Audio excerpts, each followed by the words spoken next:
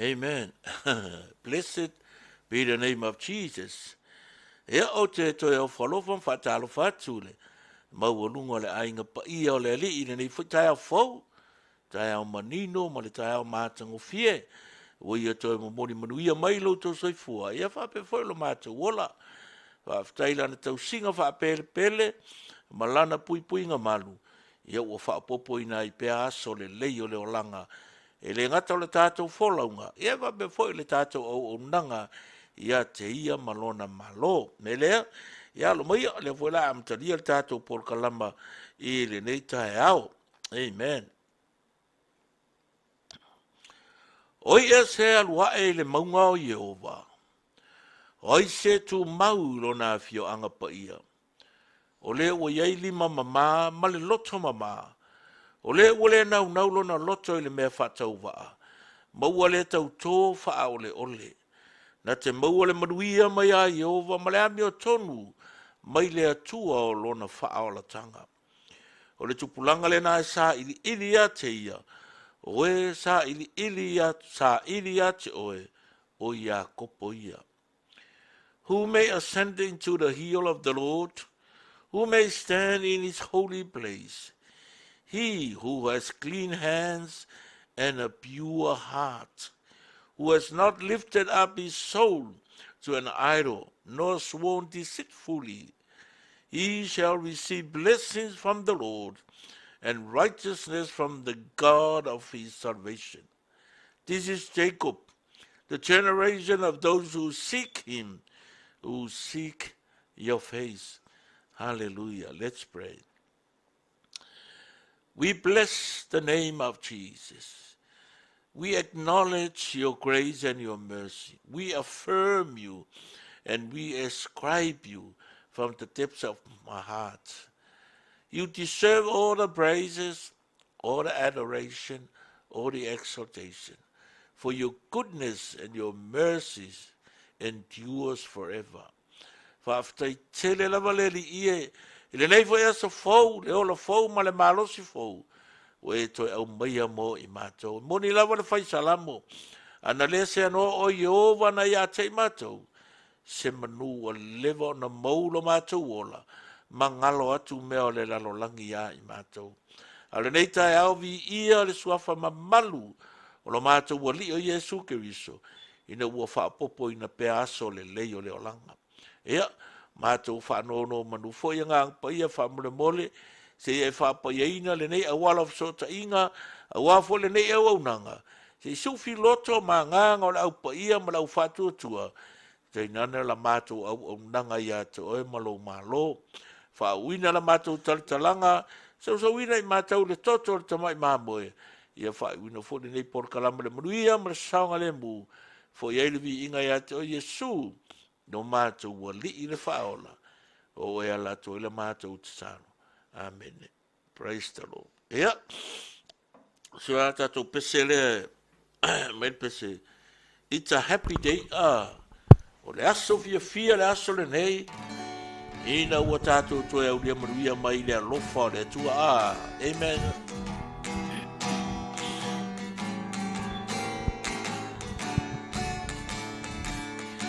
It's a happy day. I praise God for the winner. It's a happy day. I'm living it for my Lord. It's a happy day. Things are gonna get so much better. Living each day by the promises in God's word. It's a happy day. It's a happy day. I praise God for the winner. It's a happy day. I'm living it for my Lord. It's a happy day. Things are gonna get so much better. Living each day by the promises in God's word. Praise God, I'm born again. Praise God, I'm alive. I don't have to strive. It's a happy day. I praise God for the weather. It's a happy day. I'm living it for my Lord. It's a happy day. Things are gonna get so much better. Living each day by the promises in God's word. Praise God. Praise God, I'm born again. Praise God, I'm alive. Praise God, I'm born again. And I don't have to strive. Be day. It's God for the winner. It's a happy day. I'm living it for my Lord. It's a happy day. Things are gonna get so much better. Living each day. Promises in God's word. Living each day by the promises God's word. One more time. Living each day by the promises in God's word.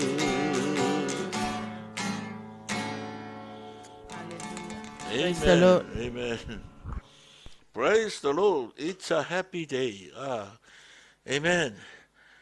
O le vai aso le nei i le aingi o singi. Kua vevela.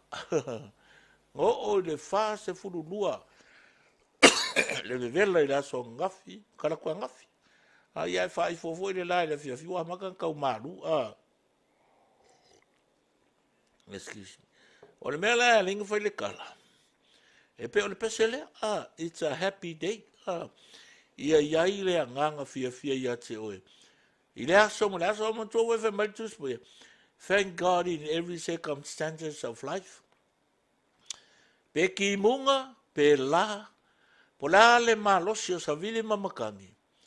Ia iai le anganga whawhetai rou loto. I aso o whapopoina le i lo wolanga. I lo soifua, ia malo whai ola.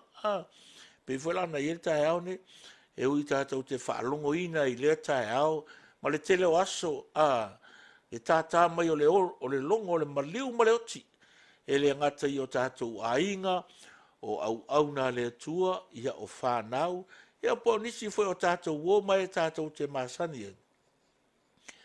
E oni tu ua le ngang whaaftai le li. Whaaftai lo soifua, whaaftai lo wola, whaaftai le ele, whaaftai le ainga, whaaftai mo mea uma. You got to affirm and ascribe and acknowledge the grace and the mercy of God upon us all. Amen? Ia le li. O le whaasoala mo oe le tae au le nei ina ia luita wina foi lau loto. Mo mai le salamo salamu al fitu o lon fai upo iwa. Salamo salamu al fitu o lon fai upo iwa. Faita wina la wha peto e. A wā wana wha amalia le tangata fia inu. O le tangata mate laina foi. Wa maona mai a te ia ile mea lelei. What a word. A wā wana wha amalia le tangata fia inu. O le tangata mate laina foi. Wa maona mai a te ia ile mea lelei. From the New King James Version, Psalms 107 verse 9 says, He satisfies the longing soul and fills the hungry soul with goodness. Amen. He satisfies the longing soul and fills the hungry soul with goodness. Amen. How's your spiritual appetite? How is your spiritual appetite? Ia whasa moe whape, o mai lo ngā lala whalea nganga. O mai le ngā lala whalea nganga i ate oe. O kai mea ke maua i se ngase ngase. Po le alawa ngase ngase, ngā verone o e whale mai. O re sini mua, o re kele o kaimi, e whai e fo mai le sini le ke. How's your appetite?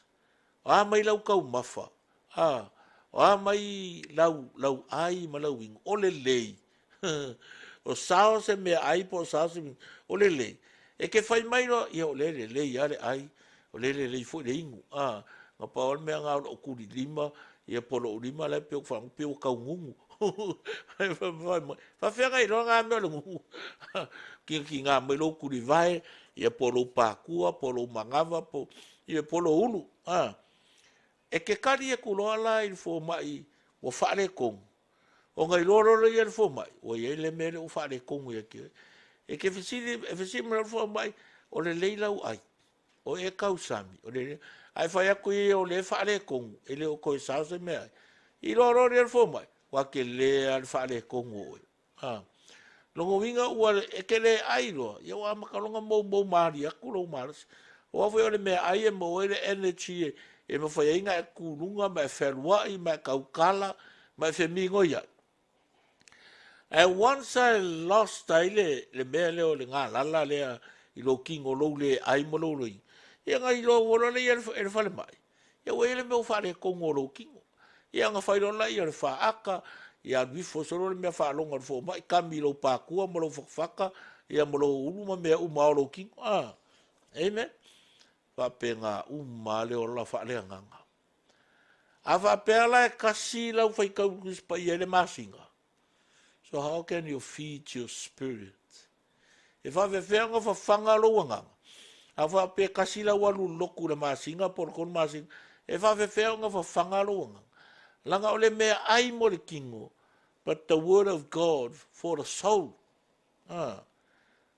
Ole ka māloa siamangi lengo ya George Muller, one of the greatest evangelists i kaimiole 1800.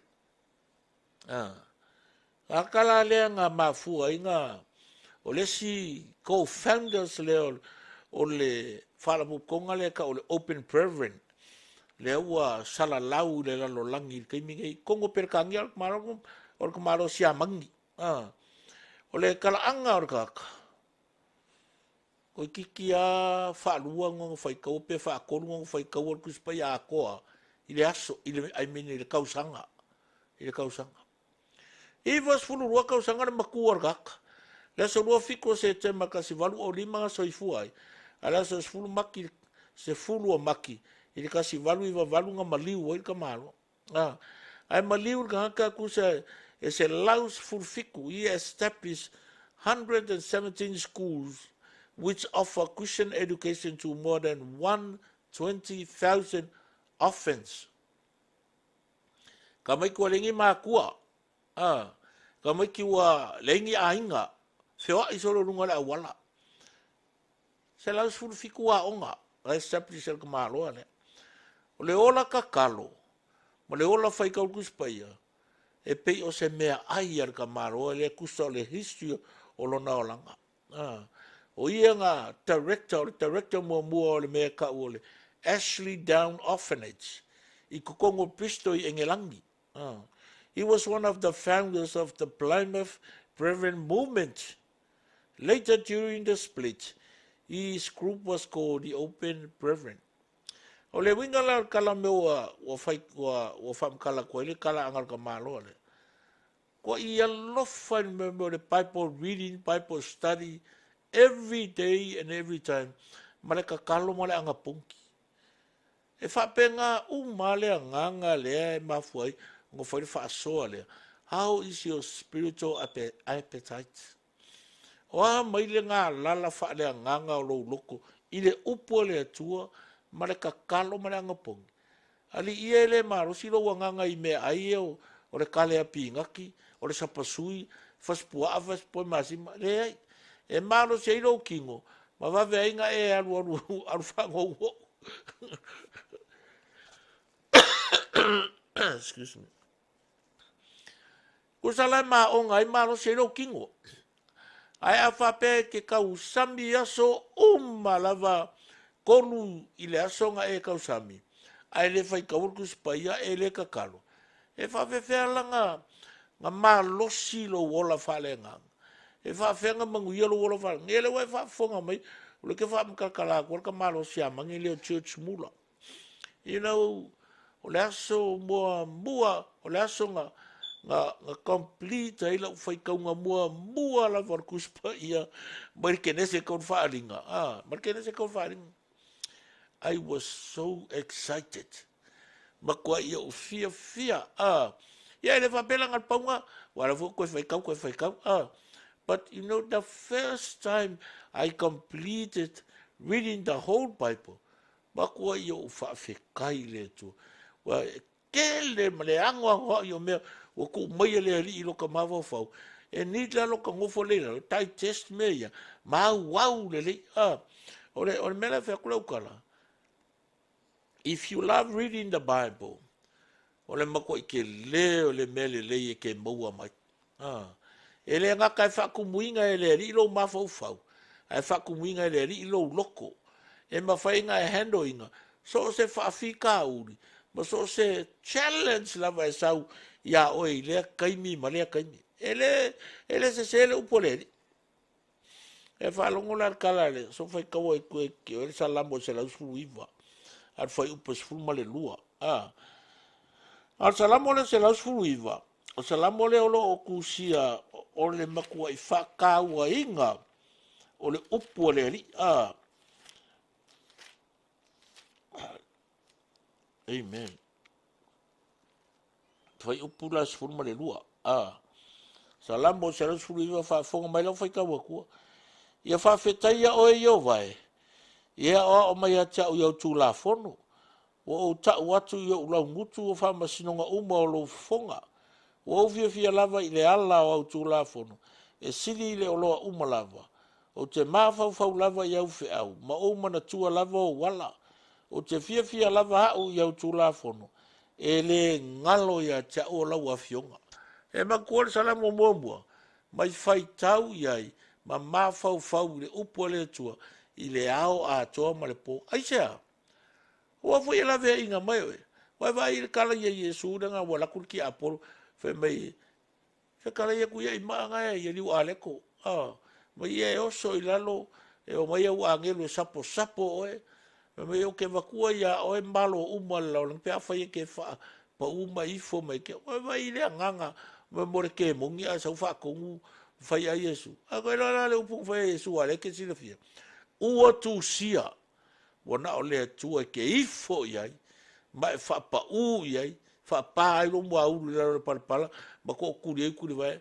It's just God and God alone, the Elohim, the El Shaddai, the Adonai and the Elions. Pauanga na o lea tua lava na fofoina le langi malalang. E ka kau ngā ifo iai oe, e le ngaka o oe, ai o ke mongi umo le larangi.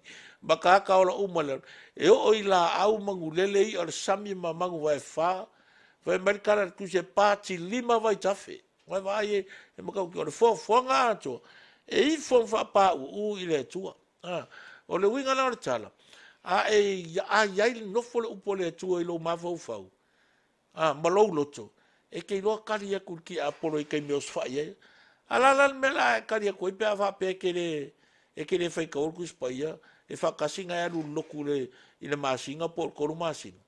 A whapeke au ngā kai ke whaalongo lupo le tua. Whai ngō fie i ngā whainga lou loko, malou nganga i whaafika au le o langangi. Pe a whaoso so inga fwoi la oe ki a Apollo i le ika, i le loko le anga, le loko wha maua lunga, i le whaika kala, i le mui. Wa mei e whaoso so inga i kā koe le ni. Ma kua whaingo fianga e ko i lalo mo kako ko i lalo e. Ai le upo le tua ia ke kako. E ma whai o nga kako kali e kuai. I whaafi ka uri ma whaaso songa o leo langange. The word of God is soul food. So if you've been feeding your body and neglecting your soul, I want you to rearrange your priorities today. Amen. O le upua le atua, o le tau mawhtanga le, o le maru kai au, o le lunch, o le dinner, mō loua nganga. E mafuangana e la vale nga fa malosi ai ma ue fa pena foi ona foi nei por kalama va pisi le aso ai mai se le tae bo so ava no te fa fofonga il fa so ino lo pole tu le sili la le pe ontuina how is your spiritual appetite you know what greater success won't money more money won't another relationship won't living in the palace and being a kind and being a king won't feed your soul. E le mawhai ona lato wha malo sia lo nganga malo loto. It's only the word of God. Na ole upu lava le atua. E mawhai o ngā challenginga ma wha manuia lo loto. Iaso uma mataimi uma o lau savali. Malo ola. Wha penga fwoi wa ainga lo ainga. Marakau singa o lau whangau. O ie mawhai o ngā wa iai loko o lau whangau i le ola whapo i ainga. Ma le ola matau le atua. E alu, e whaiwhai a ia filosofia le lau langi, umalonga malos. E whaiwhai a ia mea wha saikolosi fuanga le lau langi, umale le malos. Ke alu le se minga, e alu le se minga, mea kau filosofia o le langangi, pe wha wheonga te ke alu ainga. E koe fo i maia, i le upu lea. E ke koe fo i mea i le upu le atua. A wai le ai se isi mea ua wha mawinga i le lalo langingi. E ma whai o ngā wha kongkongu inga ai kako. I le sa vali malau kau kala, ma au whiwhiringa malau wa ai. I le mea kala whea ngai o ngā manguia, ma saunga le mua i kako. Se i wanga ngā le upu le atua. Your spiritual health. E le ngaka e manguia lo so i fua malo lo inga whale nganga. Ai ta mau a inga fo i lo wola whale nganga. Ora ka mau a inga lao le ola kingongi. Ora kupea. Ora kupea. Ma ko anga e me ai palengi. Ka mau a inga ngā ole ola kingongi. Ko anga savali le kai au. Savali le fiafi. Ia kau mafa me ai palengi fua la au. Ma so se koi ngā fruits. Ma so se koi ngā veggies. Wa au mai ele. Ele laro langi. Ai ke roa la ele maa. E o ai fuala au a faisua ma fuala au ka mafa maka o mo ai foi mai longa winga e wole ia se me se kiua o le se me currency le lalo langi ke minge e mo ai le ola umi se ivanga nga le upu le atua o le upu le atua e le nga kai manguia lo so fua fa le nganga ai ka mau a inga fo lalo winga le melor ka mai e ke le onge le ori ori e ke le onge le filemu e ke le onge le salo konga e ke le onge le loko fa mau lalo e ke le onge le loko alofa giving e ke le makiva i mea e ke le onge le ongo sai ma le fa pale pale i le anga malu ma le ola fe kau sai ma le loko fa mangalo ma mea la ia e kau o le loko mau lalo ma le loko fa mau lalo e ke le onge ai kusa pole ale kele o kupe pole ale manga yo lo fale malau ka vale mar kele o lava lava au le lei mau me ai e o so fai lo ki apolo every 38 lo every act lo react ale ika ke ia wa ka ngo se me malo po se me mai po se me e fa o lo wika e ia kai me e wei wa ngai fa o ai ka ngaka o lo wa ai ale o so uso o lo ko rua e po lo fanga langa la e onge oi you are starving from the joy within your heart. Bolai se ori kongo lo loko. Wa lei loa wa mabulu. Ia bo wa mangifi lo wa lofa. Bolai se fia lo loko e fai kau le upu lea. Ma fau i le ao a toma le po.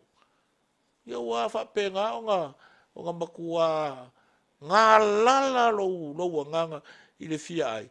Ala lava faspua masima o le ia falai sa pasui kale la lava fafanga le kingo fafanga le kingo o makua puka ka vale ngula ia wa ka vale lo fai lo kala vonga lo manga va i le ua lo manga wa ve kula va so ese but you know what a fit lo nganga ma lo ko le upole tu ia so uma o le whaingo fia ia nga e mautali i le ki a polo pe ala koe whaasoso. Ke whaia le upule na whaia tātou uri o Iesu.